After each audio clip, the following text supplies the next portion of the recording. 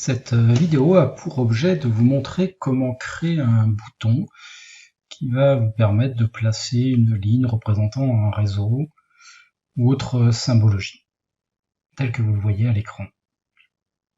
Donc pour cela, il va falloir créer le style de ligne, créer un modèle d'élément et créer le bouton qui lance la commande.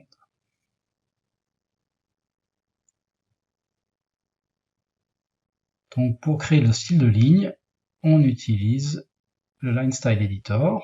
On crée un nouveau fichier où ici je dispose déjà d'un fichier et on va utiliser des rythmes, strokes et des points et une composition des deux.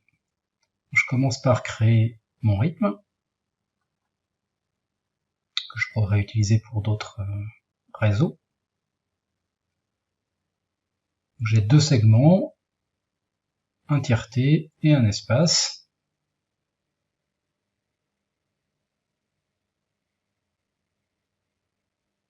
Rien de très particulier ici.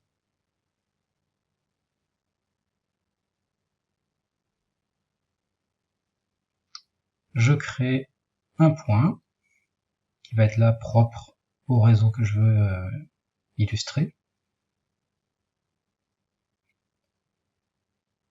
Et pour l'instant, je n'ai pas de texte où je veux mettre EDF. Donc je vais simplement écrire un texte, écrire le texte que je veux voir incrusté dans ma ligne. Donc ici EDF, je laisse avec une hauteur de 0.002.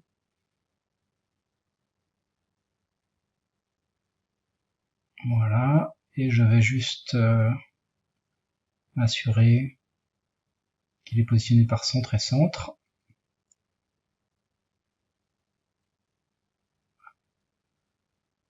Centre et milieu. Il me suffit ensuite de sélectionner le texte, de lui donner un nom à ce point, symbole de point, de sélectionner les points d'ancrage, et c'est créé. Il suffit de l'appliquer maintenant pour le segment espace, pour l'ajouter. Je ferai la rectification sur l'espacement un tout petit peu près pour montrer la réactivité au niveau des changements de style. Donc là maintenant je vais créer le style de ligne, donc celui qui apparaîtra quand je choisirai mon style de ligne.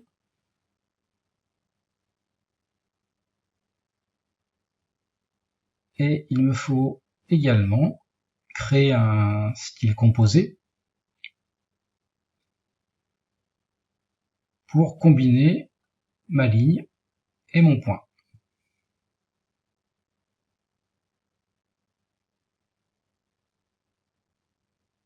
Donc je viens dans mon style composé insérer mon rythme et le point EDF.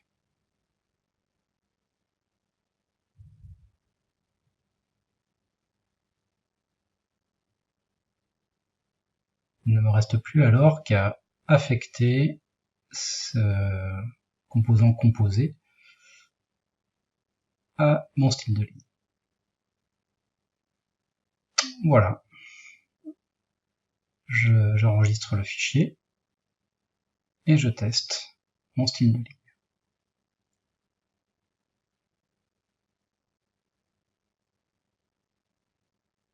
Je le retrouve directement dans ma liste et je place ma Smart Line. Donc effectivement, comme dans l'aperçu, je vois qu'il y a un petit problème dans l'espacement. Il suffit que je revienne sur mon style de ligne via l'éditeur et je viens modifier, il y avait un 0 de trop. Et dès que je vais sauvegarder et fermer, mon style de ligne sera automatiquement mis à jour. Voilà. Donc là, mon style de ligne est satisfaisant. On voit qu'il réagit à l'échelle. Donc les styles de ligne peuvent réagir à l'échelle ou selon un facteur que l'on définit dans les propriétés du dessin.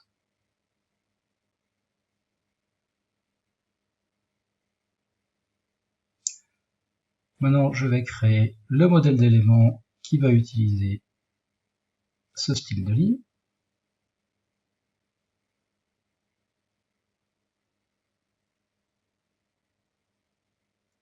pratique d'avoir un modèle d'éléments afin de définir toute la symbologie.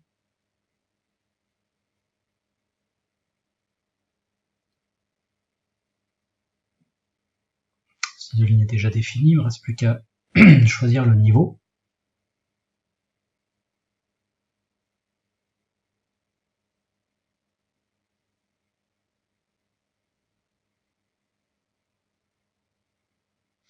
Et la partie sans doute la plus compliquée ici est de connaître la ligne de commande nécessaire pour placer la SmartLine avec le bon élément template, modèle d'élément. Ça, il faut un petit peu se renseigner, observer les lignes de commande. Voilà. Là, je m'aperçois que tout fonctionne bien. Là, j'ai enchaîné deux commandes, celle qui consiste à activer le bon modèle d'élément et la commande de placement de la SmartLine. Les deux commandes sont séparées simplement par un point virgule. La dernière étape consiste à modifier mon interface. Donc j'ouvre ma DGNlib qui contient mon ruban avec le groupe pour le dessin des réseaux linéaires. Un clic droit pour personnaliser. Avant, je vais juste récupérer quand même la ligne de commande qui a été testée et qui fonctionne pour venir la placer dans un nouveau bouton que je crée d'un clic droit.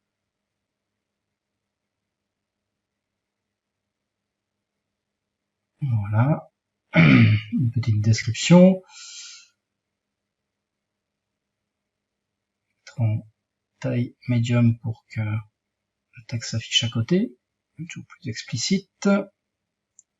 Et je viens coller ma ligne de commande. Je pourrais bien sûr choisir une icône pour améliorer l'interface. Voilà, il ne reste plus qu'à tester le bouton. Et on voit comment, par un simple bouton, je viens placer ma ligne avec le texte indiquant le type de réseau.